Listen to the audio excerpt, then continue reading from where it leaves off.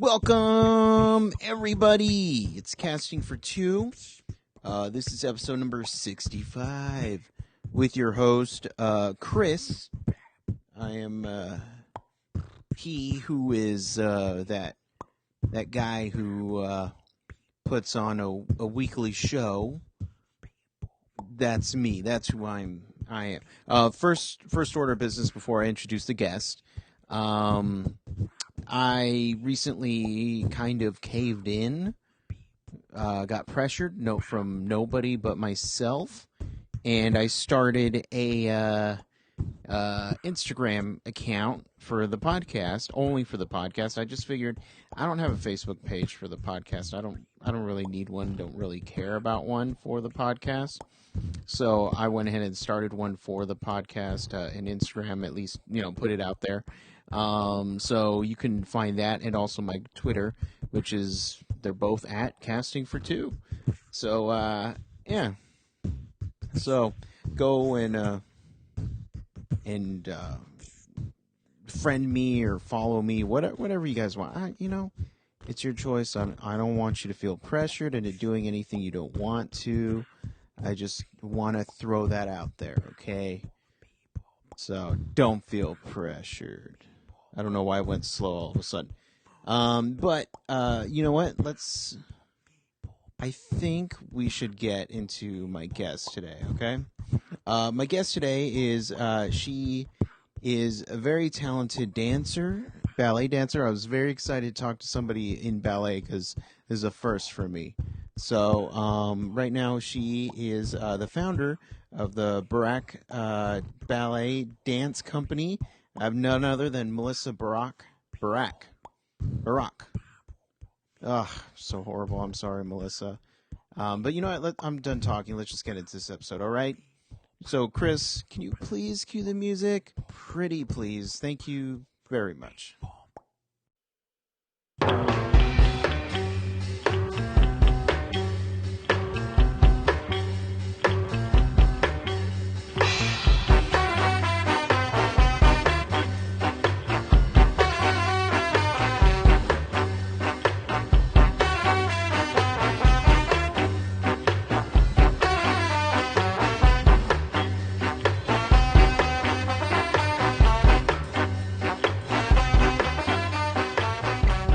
Hello?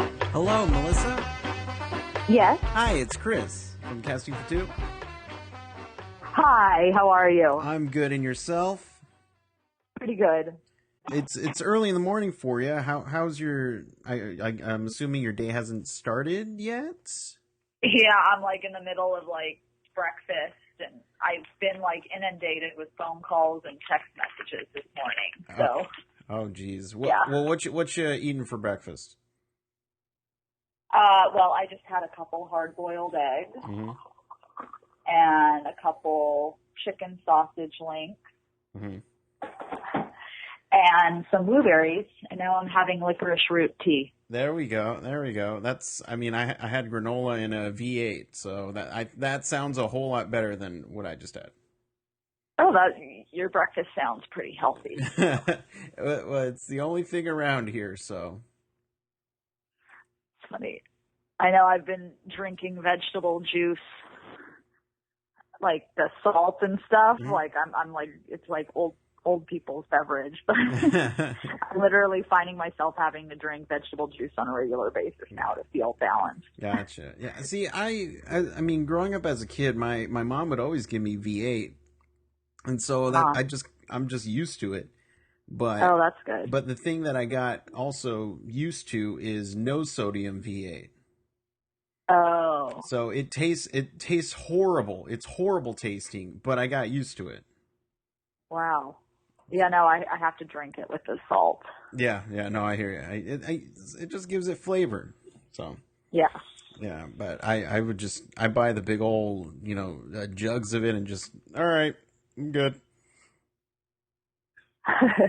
But sorry, there's on top of it all, there's construction going on outside my window. Oh, okay. So it might be a little noisy. No worries.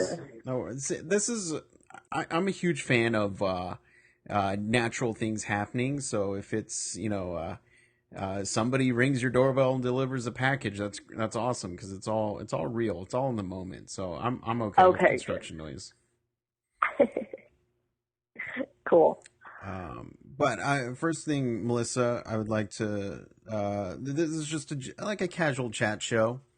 Just we Cool. can talk about anything. But I am interested because you're one of the first ballet dancers I've had on the show. So Oh, very cool. I'm just kind of wondering your background. What got you into ballet dancing? Was it something you saw as a kid that you said, "Hey, I want to devote my life to this"? Yeah. I'm not sure whether it was me, whether it was me dancing around the house willingly and that my mom took note of that and, decided to get me in ballet classes, or I think she was introducing me to ballet. We would go see ballet performances because growing up in Los Angeles, the Joffrey and the ABC and American Ballet Theater would come here regularly. So she would bring me to these shows, like little family outings, and she noticed how, my sister was fast asleep and I was on the edge of my seat, watching what was going on. Mm-hmm. So I think it was sort of my mother that took note of that, brought me into classes. I would watch ballet on television and just get up and dance around the house. And like any mother, she thought that I had an enormous amount of talent. Yeah. So she put me into ballet classes. And at first I didn't like it. At 4 years old, I quit ballet at 5. I started at 4, quit at 5 because I thought it was stupid. And, but I guess I was always still dancing around the house. I didn't stop that. And so she brought me back into it again at 6 and took me to another studio. And, I don't know, it was sort of her that just had this determination to get me back into ballet because she saw something in me. Mm-hmm. Mm-hmm. Parents usually can see stuff inside their kids. They're good at pointing those things out, even when we're not. Yeah, which is good because at 6 years old you're not going to make that choice. Right, exactly. The only thing I wish I kind of kept with when I was younger was karate. Because I started out in karate and I was moving up the ranks. I was a yellow belt. I don't want to brag or anything, but then karate was getting in the way of football, and I had to make a choice between football and karate, and I chose football. And then I stopped doing football for band. So, but I always wish I could kind of go back and see how far I would have gotten in karate. Yeah. My mom did karate with Chuck Norris before he was Chuck Norris. Really? He was Charles Norris? Yeah, I mean, before he was a big movie star, but yeah, him and my mom and my older sister, my mom's a red belt, my older sister's a black belt, and they both trained with Chuck Norris before he, just became a big star in the movies. That is amazing. Yeah. And so why did they stop? Because he got famous and just. Oh, I don't know. Oh, okay. I think I guess, yeah, my sister became a black belt, so. Gotcha. And there is that point where, you reach, and I'm talking about karate, even though I don't know a whole lot about it. You get a black belt, and that's the top level, and then it's like, well, now what? I worked this hard, and I'm a black belt. Now what? Now what do I do? So yeah. But it's the same with anything, really. But do you remember one of your first shows that you did? Now you have to correct me on the terminology. Is it performance, recital? Recital is usually something that's, some very casual little showcase, usually in a studio or in a church, like for little kids, that's a recital. Gotcha. Okay. Performance is when you're on a stage, proscenium stage, in a concert venue with a paying public, even if they're paying $5 a ticket. So yeah, my first performance, I guess, was, I did stupid little recitals at school, but it wasn't until I was 8 years old that I was in my first actual performance. Mm-hmm. And everything. Do you have a bad performance that maybe you just stuff didn't go right? To name a bad performance? Yeah. I once did this gig for Nutcracker. I was 18 at the time, mm-hmm. and it was when I was training in New York at the School of American Ballet. And me and one of the other students, this guy, we were hired to do to guest a Sugar Plum, mm-hmm. a Sugar Plum couple, the lead couple of the Nutcracker in some nearby, suburban New York Ballet school that had their annual production of the Nutcracker. So we were hired to do the Sugar Plum. It was a very, very early performance, I remember. It was like 11 a.m. Mm-hmm. And the night before that, we had rehearsal in Connecticut for another Nutcracker that we were doing. So by the time we got back into the city and we ate Chinese food really late, mm-hmm. right before bed, both of us woke up the next morning just so ill. Yeah. We were both so nauseous. And we had this show that we had to get out. I think it was in Rockland County, super early. And we were both just like, oh, we just felt terrible. And literally it was like the worst performance, probably the funniest memory of a show that I have, because it was almost like comedic. It was like a comical act. It was so bad. Mm. And everything was happening. Like I'm supposed to land in his arms backwards, with my back bent and looking up. And instead I chaîned, which is, a fast, quick turn into his arms. And I fell forward. So like we finished face down. It's like that's something you would do like in an SNL skit, Right. Just everything bad was like happening. It was horrific at the time, and every time we would recollect that memory, we were in stitches. Gotcha. Oh yeah, no. Was there ever a time when you didn't want to pursue dancing? Oh sure, ballet could be such a love-hate thing. Yeah. Would you give it up for like being, so with ballet, you obviously have to keep your body very in shape. Yes. Was there ever a time when you're like, you know what, I'm just going to quit and become a chef so I can just eat all I want? Yeah, no, I mean, there were times when it was just like, God, this is so hard in every way, physically, emotionally. There are a lot of, you do give up a lot. There's a lot of sacrifice that goes along with training and sustaining a ballet career. So yeah, many a times I was just like, I just want a normal life, be able to have the time to date guys and have fun and just enjoy life, mm-hmm. Cause it's, you really have to find the joy within dancing. If you don't, it's way too much to give up. Mm. That's why, you have to have a real passion for it.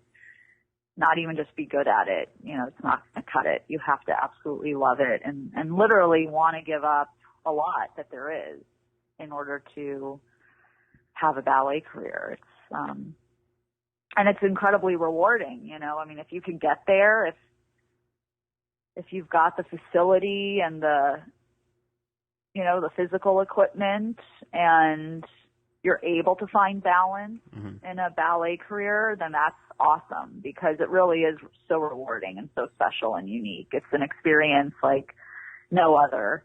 And to be in a company is incredible because you're working amongst friends who become your family. There's a level of closeness that I don't think exists in many other, workplaces. Mm-hmm. So being in a ballet company and dancing professionally is incredible. Mm-hmm. But there's a lot of cons that go along with the pros. Right. What can you name a good experience that has happened to you during a performance? Oh, I mean, I've had definitely far more wonderful performances than bad ones. I've had maybe like two horrible shows that I could think of, and the rest, I just enjoyed it. It's, you're on cloud nine, dancing to incredible music, incredible. I've been lucky to dance many incredible ballets, with wonderful people and talented dancers and dancers that inspired me. So there's probably too many to even say. Mm-hmm. Mm-hmm. Well, as long as they outweigh the bad, then that's a good thing. Yeah. Yes. Yeah, the good outweighed the bad for sure. I wouldn't have stuck with it for close to 13 years if it was torture all the way. Yeah. Do you find yourself not walking anymore and just more dancing around the home or when you're grocery shopping? Oh, yeah, dance is still, it's in me, but I'm not like dancing down the supermarket aisles. Right. You can still walk, basically. Yeah. Oh, okay. And I don't walk turned out either. I don't walk that typical dancer walk. Oh, okay. I just think that'd be funny if the dancer side just took over you, and just to go get a bowl of cereal, you couldn't do it normally. You got to do it like a dancer. You got to be spinning. Yeah, no, dancers are normal people too. Okay. Well, there we go. That's a breakthrough. People, they're normal. They're just like you and me, but they just look way better. Yeah. Now, what do you like to do when you're not doing crazy hecticness, performing and rehearsing? Is there a time when you can just chill and relax? Yeah, I mean, of course, it depends what schedule, like when I was in New York City Ballet, the schedule was much more demanding and our hours were longer. But, there's always breaks. There's an hour here and a couple hours before a show that you have to eat some food and relax, put your makeup on. It depends on the schedule of the day. Mm-hmm. When I was dancing with Los Angeles Ballet, it was we only would work till 4 p.m. Mm-hmm. So I would have the rest of the evening off. But yeah, I mean, you have to find the time to unwind and just grab some food and take a moment. And you always have at least one day off a week. Okay. And what do you like to do on when you find those times where you can relax? Well, when I was dancing professionally, I, hang out with friends or just be lazy and lay on the couch and watch TV. I don't really remember what I did at New York City Ballet. I don't quite remember what I probably, I remember I would do like Pilates sometimes on my day off. Mm-hmm. Or hit the gym that I belonged to had a, nice jacuzzi, wet sauna area. So I would go and just do therapeutic things for my body and just take a nap and kind of just find some downtime. That's what I would do actually, like even during work days at New York City Ballet. I would go to the gym and hit the jacuzzi and fall asleep on those. Yeah, like that was sort of like my way of unwinding and before I had to head back and do a show that night. There we go. There's nothing wrong with a little hot tubbing, okay? No. Downtime is necessary. Yes. Even if it's to take a nap, a quick nap. Yeah. I'm just curious because I'm interested in sleeping patterns. How many hours a night would you sleep when you were in New York? I remember I was a pretty good sleeper. I mean, I think I would get like my solid 8 hours. Okay. I would pretty much go to bed at midnight or maybe close to midnight, by the time you finish a show and get out of the theater and unwind. I would get like a solid 8 hours. Okay. Usually. Yeah. I'm always. I remember sleeping well. Oh, well, that's good because I'm always amazed with the people who don't sleep well, but they need so many of my. I know that amazes me too. That people could function on like 4 hours of sleep. I don't get that. Or people can't function unless they have like 12 hours of sleep. That's just like that's too much. That's too much. Yeah. You're sleeping the day away. Yeah, that's a lot of sleep. I wish I could sleep that long. My body won't allow me to sleep that long. If I sleep more than 8 hours, then I'm useless during the day, just because I feel so tired. If six to eight, that's good. That's good. Yeah. That's usually my. No, was usually my range. Yeah, 6 to 8. Okay. Well, that's good. And now, did you have anything that you wanted to plug or to talk about? Well, I mean, Barak Ballet is the company that I have started here in Los Angeles. Mm-hmm. So we just had a couple really wonderful shows the other weekend, February 6th and 7th. So those have already happened. Mm-hmm. And, right now we're just sort of focusing on some smaller projects that are coming up. And we'll be running a Hatch Fund campaign pretty soon. They'll be launched on our website as, sort of partially to help raise money for our next exciting program and upcoming projects that we have lined up. Mm-hmm. So anybody that's interested in, learning more about Barak Ballet and when our next shows are and how they could help support us, could, at least for now, just go to barakballet.org. Mm-hmm. And that's our website, and you can sign up for a newsletter. You could join us on Facebook or Twitter or Instagram and stay up to date as to what's next. There we go. And when did you start this ballet company? We did our first show in March of 2013. Oh, okay. It was sort of like our first presentation to the public. Mm-hmm. And then we've had 3 performances at the Broad since then. Okay. So, so it all kind of started pretty much almost 2 years ago was when we were first, did our first public performance. And what made you start this up?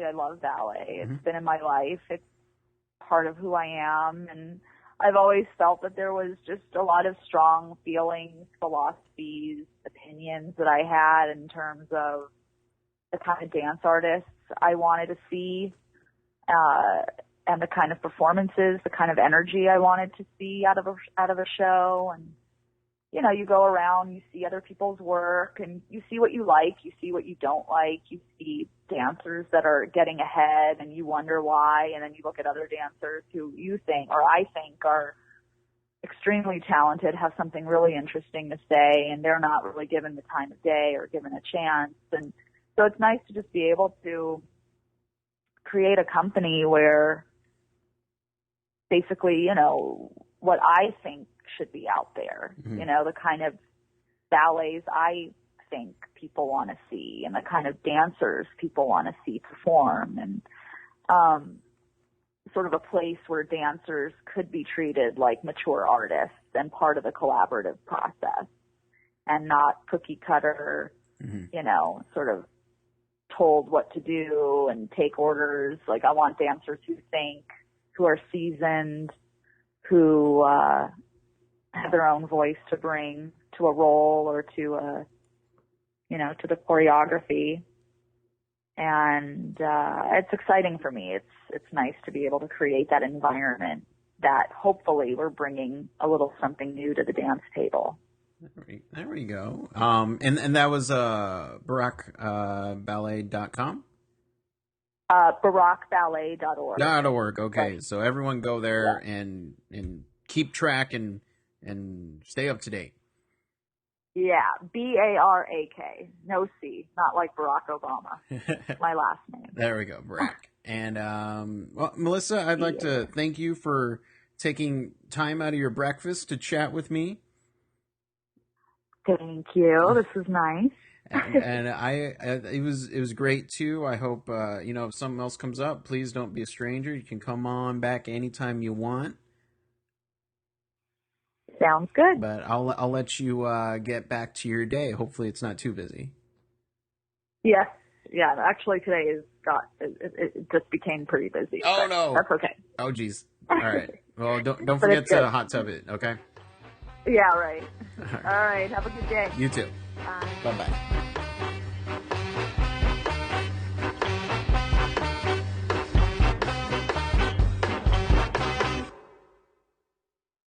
Hey guys, just a quick reminder, you can always catch up with these episodes on castingfor2.com. You can also follow me at Twitter at castingfor2 or send me an email at castingfor2@gmail.com.